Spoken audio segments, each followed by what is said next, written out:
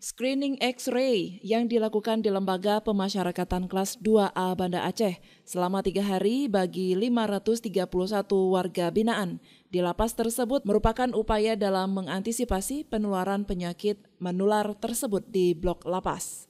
Selain di lapas kelas 2A Banda Aceh, screening juga dilakukan di 374 lapas, rutan dan LPKA pada 33 kantor wilayah Kementerian Hukum dan HAM di Indonesia. Di lapas kelas 2A Banda Aceh sendiri ada sekitar 531 warga binaan. Screening dilakukan secara bertahap selama 3 hari.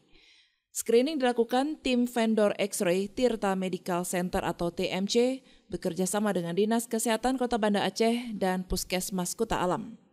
Pengolah data kesehatan lapas kelas 2A Banda Aceh, Ruslan Dani, mengatakan setiap hari ada sekitar 200 WBP yang dilakukan X-ray. Jika ada warga binaan yang mengarah ke penyakit TBC, akan dilakukan pemeriksaan lanjutan dan sampel yang diambil berupa dahak. TB2, tapi kasusnya sebelum screening ini berjalan. Ya. Akhir bulan ini yang 1 orang insya Allah sudah sembuh dan 1 orang baru memulai pengobatan. Penemuan kasus penyakit menular ini terus-menerus kita lakukan supaya tidak menyebar di dalam blok warga binaan. Lapas Banda Aceh itu kuotanya 531 orang warga binaan. Jadi kegiatan dilaksanakan selama 3 hari.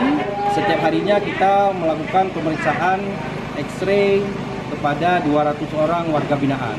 Bagi yang bergejala dan apabila hasil X-ray-nya juga dinyatakan positif, maka dia akan dilakukan pemeriksaan TCM, itu diambil dahaknya untuk dites di laboratorium untuk hasil diagnosis yang tepat, apakah betul warga binaan tersebut terkonfirmasi TBC atau tidak.